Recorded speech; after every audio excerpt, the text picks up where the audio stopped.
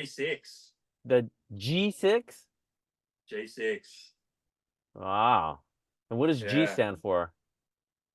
Good wave, like good. Like I think a lot of people think it's gun, but in the scheme of like guns, it's probably not a gun. But for longboarding, it's probably a gun. But I'm just going to call it like the good wave 6 channel.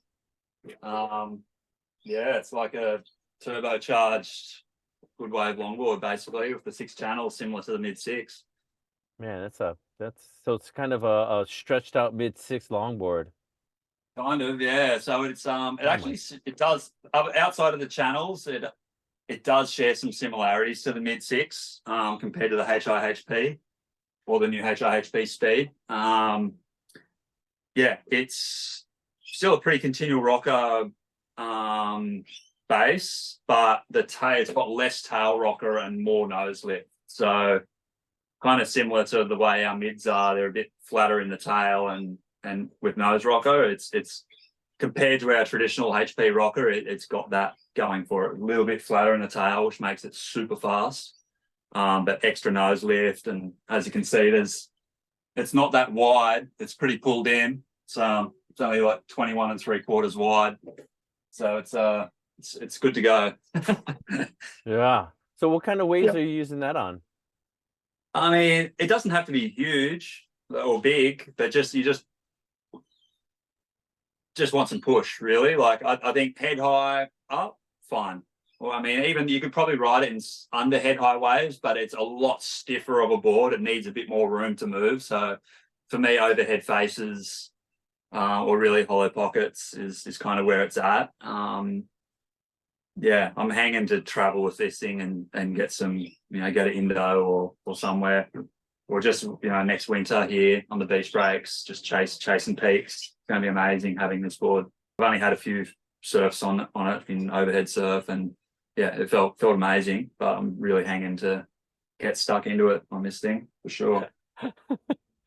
So is this only in the black? Yeah, we're only offering it in carbon construction. Yeah, yeah, it's for good waves. I'm actually maybe letting the cat out of the bag here, but I'm actually maybe even working on a double black, like an extra strong construction. So maybe a little bit more weight and double carbon sandwich, or we're working on that at the moment, perfecting that, or working out how much internal carbon we want with the external carbon, because it'll be a lot stiffer, but in really powerful waves, just to have that more confidence.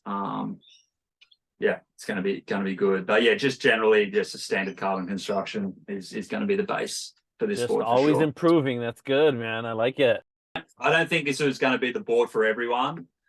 Like, but I just wanted to have it in the range for myself and friends. I got so many friends globally that surf their longboards in good waves, and I just wanted to make something for them and for myself.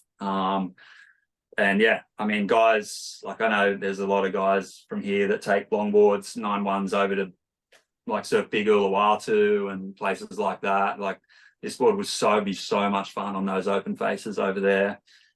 Just yeah, for surf like that, big bells, whatever, just anything really. But Yeah. So are big you beach break.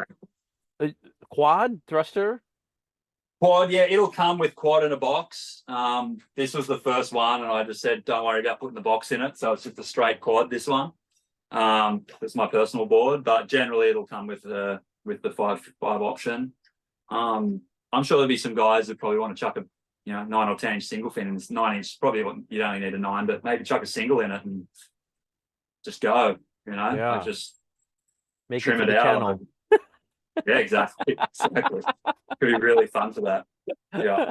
Oh, right on. Oh, Yeah. It's stoked. just a board I really wanted to do. And yeah, it's super fun. It's a board I've had for a really long time. And just yeah, I was just like, I've got to get this thing in Thunderbolt one day, and time was right, so we've done it. Yeah.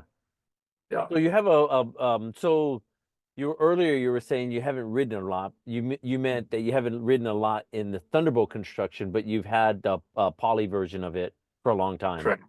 Yeah, it was actually a stringer DPS with triple layered glass and stuff. So it was pretty weighty.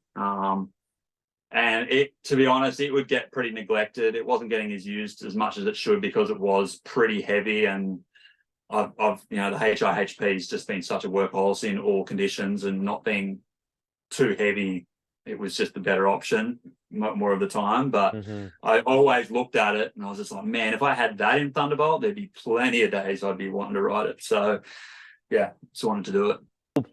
A lot of guys ask, um, well, now that Firewire and Thunderbolt are not working together, what's going to happen to Thunderbolt? And I told them, well, you're going to see a lot more different designs and sizes and different kinds of construction and all kinds of stuff. So it kind of paved, I mean, you guys got a lot more, you guys are just, you can work on all kinds of stuff now in different colors and things like that, huh?